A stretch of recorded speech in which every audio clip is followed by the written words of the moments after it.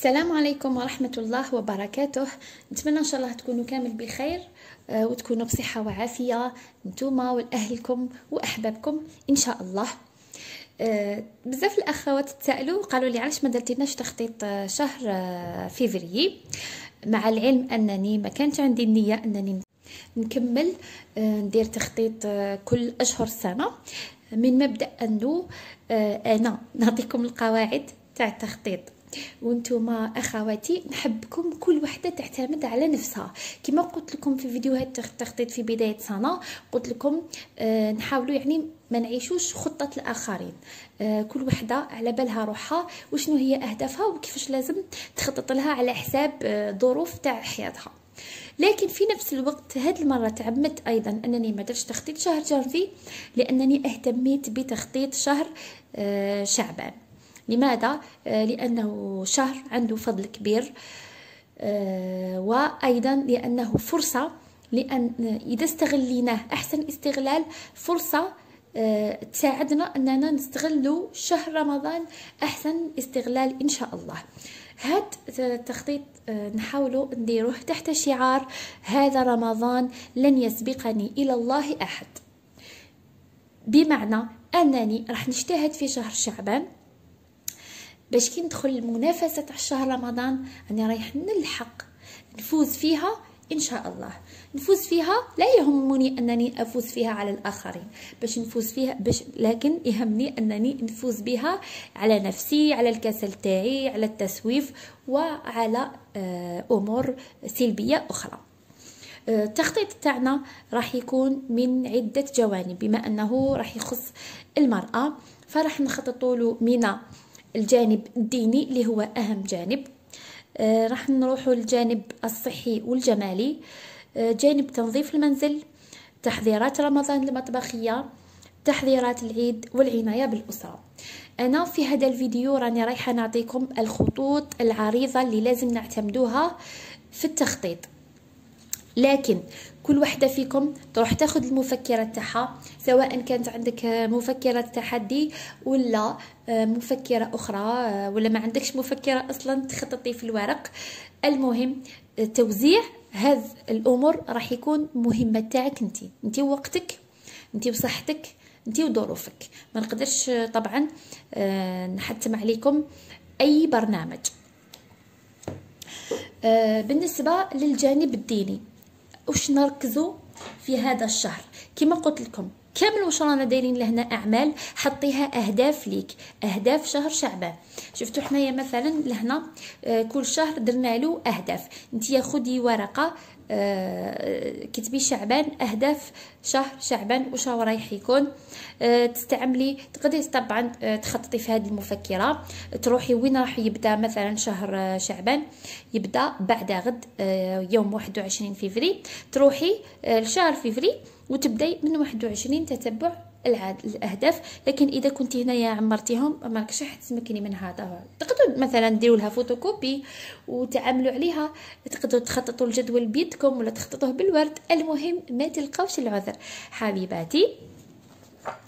بالنسبه للجانب الديني اهم شيء هو استحضار النية، أنني أنا رايحة ننوي إن شاء الله أنني نستغل شهر شعبان في الطاعات، ونستغله في القيام بأعمال أخرى دنيوية.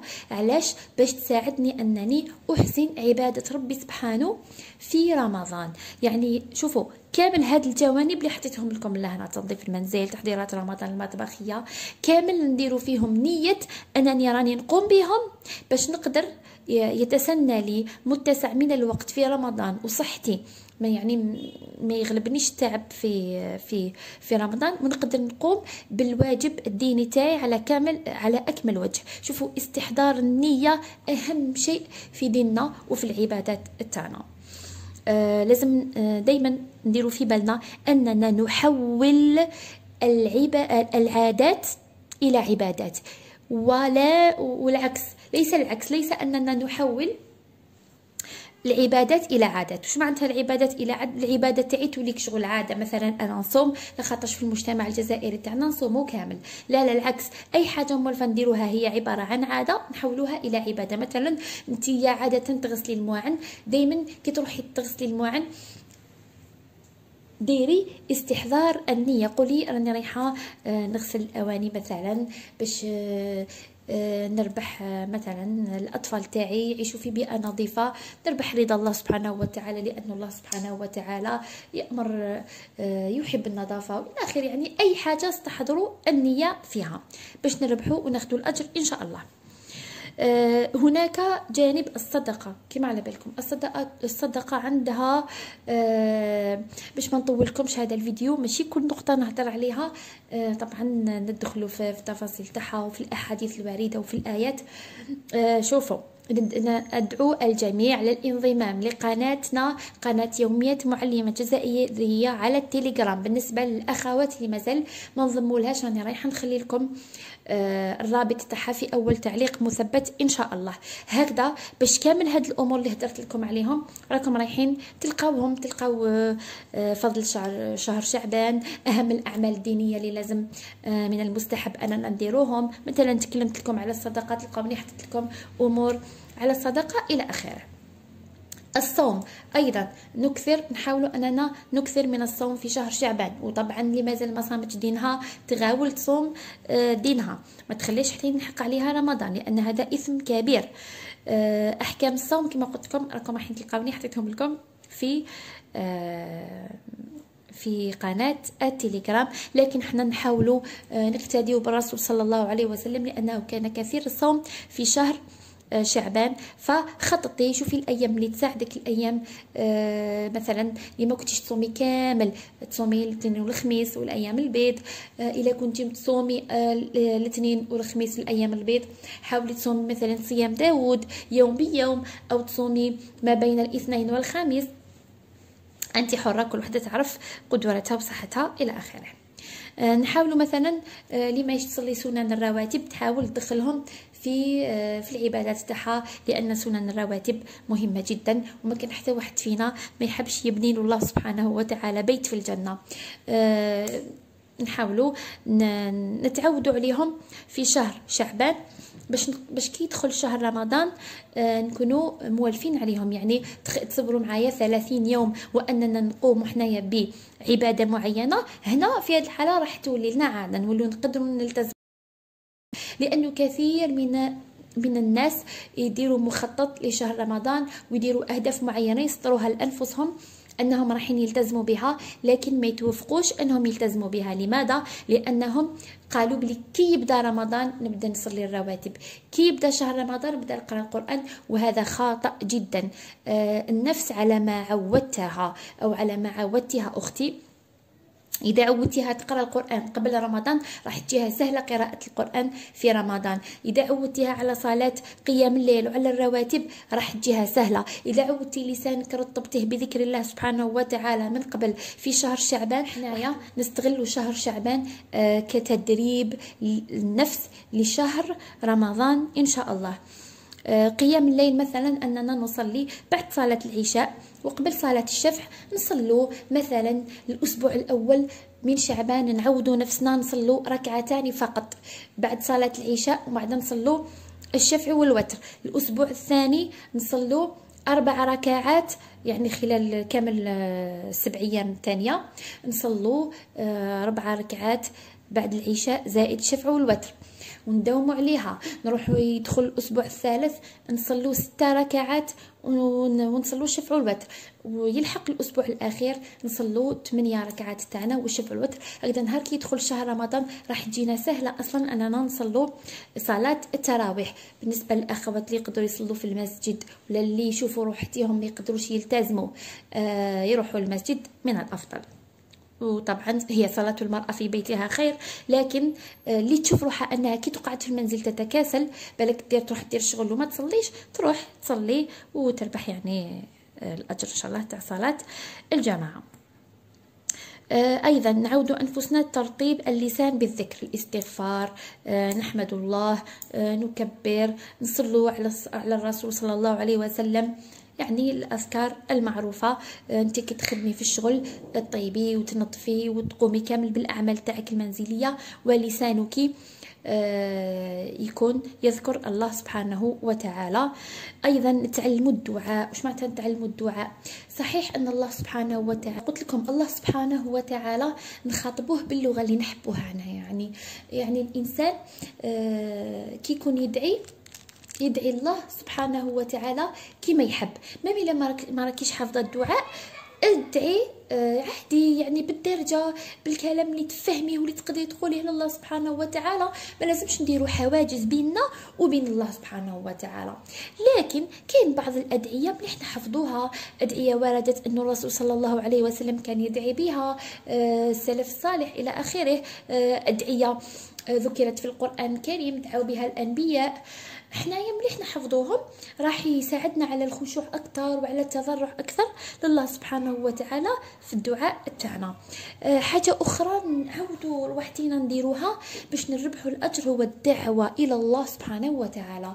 كي نقول لكم الدعوه الى الله سبحانه وتعالى ماشي معناتها انا نولي داعيه ونولي نخرج في التلفزيون ولا نخرج في اليوتيوب، لكن كاين امور بسيطه نقدروا ندعو بها الى الله سبحانه وتعالى.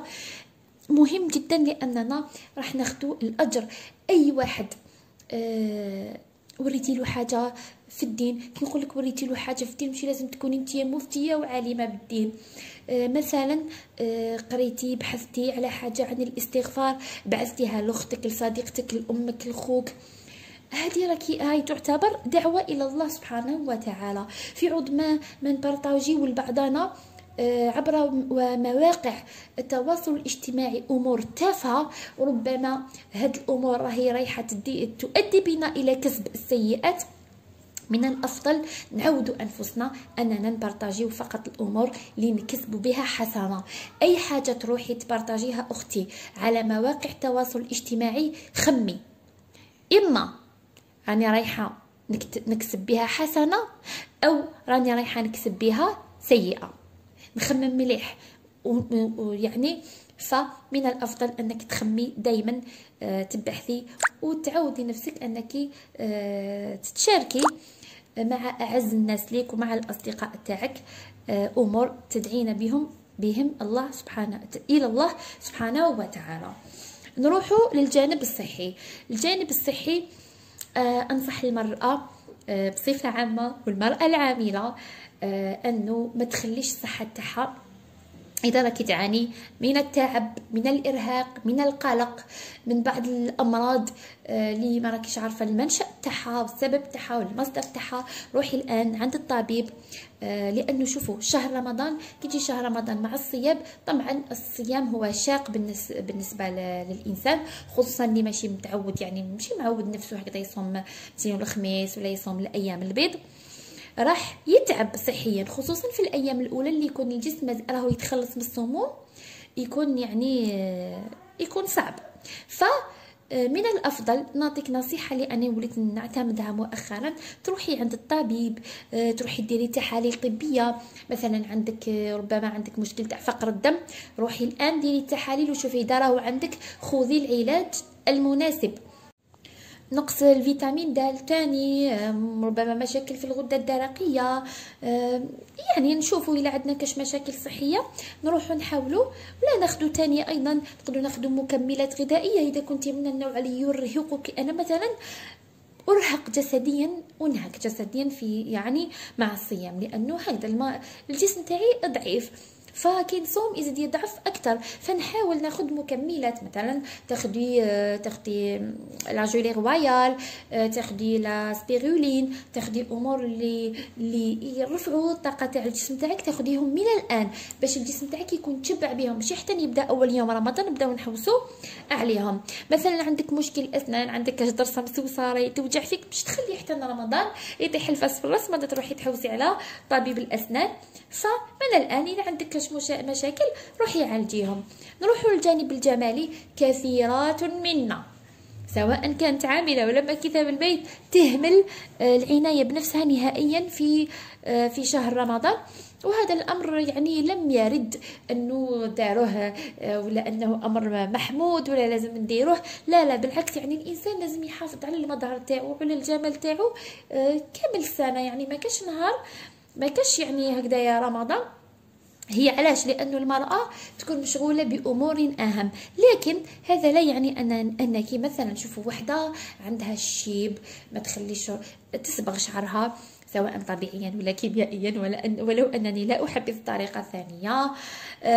عندها مشاكل في البشرة، تعود روحها تطلب طب البشرة تاعها يوميا، تمشط شعرها، تعتني به، ديري برنامج. أنا الغاية تاعي هنا هي انك تحطي برنامج بالورقه والقلم كيفاش رايحه تعتني بنفسك، وشنو هي اهدافك في هذا المجال، وقتاش رايحه تصبغيه، وقتاش رايحه ديري ترطيب لشعرك الى اخره. يعني ما تخليش اننا لو فيك انك في شهر رمضان معناتها ما تعتنيش كامل بروحك، ولا غير احيانا هاد الامور كاين نهضر لكم عليها ولا انني انا جزت عليهم مسبقا. احيانا يلحق العيد وما يكونش عندي الوقت ما باش نروح عند الحفافه تجبد لي شعري ولا باش ندير اللون ولا الى اخره. لكن طبعا من اخطائنا نتعلم. نروحوا لتنظيف المنزل. بالنسبه للاخوات اللي المنزل تاعهم راهو روينه وما راهوش نظيف لعده اسباب، طبعا احنا ما ندخلوش في هذا الامر، ما نتعمقوش فيه، لكن نقول لك ننصحك ديري جدول لتنظيف المنزل خلال هذا الشهر. ديري تنظيف عميق للمنزل. الا ما كنتش تتبعي منازل تنظيف المنزل، جداول تنظيف المنزل، روحي ديري جدول وقسمي المنزل تاعك. مثلا عندك غرفه النوم، غرفه الاطفال، الصالون، المطبخ، الحمام، روحي قسمي، ديري 3 ايام 3 ايام لا 4 ايام 4 ايام، وقسمي المهام تاعك.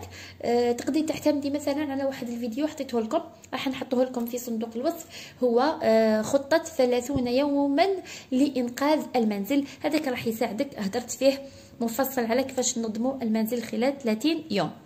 مهم جدا قبل تنظيف المنزل اللي هو التخلص من الكراكيب. تروحي ديري فرز، ارمي حاجه ترمى، حاجه لا تصلح ارميها، حاجه تقدري تصدقيها تصدقي بها، حاجه راكي بين وبين ما على بالكش الا تسحقيها ولا ما تسحقيهاش، ديريها في كرتونه ولا ديريها في علبه وبعديها على النظر تاعك. شفتي روحك 3 شهور 4 شهور 5 شهور سنه ما سحقيتيهاش، تخلصي منها هكذا باش ما تكثريش الكراكيب عليك في المنزل، لأن الكراكيب هي اكثر حاجه تصعب عليك تنظيف المنزل. ايضا نقدروا نديروا مثلا احداث بعض التغييرات، ديكور جديد، تزيين جديد للمنزل، نبدلوا المواضيع تاع الاثاث هكذا باش كي يدخل رمضان ان شاء الله تدخل النفسيه تاعنا مرتاحه من جميع الجوانب. واحد الفيديو عنده وقيله عامين هكذاك كنت درت لكم تحضيرات رمضان وقلت لكم نديروا ديكور رمضان في المنزل، ودخلوا لي بعض الاخوات داروا لي تعليقات وقالوا لي هذه بدعه. يا اخواتي البدعه هي انك تجيبي في الدين حاجه جديده في الدين. مثلا تصومي وتقومي النصف من شعبان، فهمتوني؟ ولا تقولي انا يوم 21 شعبان انا رايحه نصوم ونقوم الليل، هذه هي البدعه في الدين. لكن انا نقول لك انا حبيت ندير ديكور جديد لبيتي في رمضان باش النفسيه تاع الاطفال تاعي باش نحفزهم، ندير لهم ركن صلاه، نبدل الاثاث، ندير زربيه تاع مناسبات، ندير ريدو تاع مناسبات، تقولي لي بدعه؟ اين البدعه في هذا؟ يعني خموا مليح قبل ما تهضروا كلام ما عندوش معنى صراحه. كما قلت لكم تزيين بسيط هكذا دون تكلف، طبعا ما نروحوا نكلفوا وحدينا ونشرو ديكورات غاليه الى اخره. امور بسيطه هكذا تزين البيت. شوفوا انا نقول موالفه واش موالفه نقول للعائله تاعي ولا للاصدقاء ولا نقول لهم احنا مثلا احنا اللي يعني نحاولوا نلتزموا بالدين تاعنا قدر المستطاع. ما نديروش مثلا اعياد تاع الكفار الكريسماس، ما نشروش لو سابان تاع نويل ونروح نزينوه، ما نديروش اعياد الميلاد ونشبحوا الدار بالبالونات ونشروا هذوك القبعات وكامل.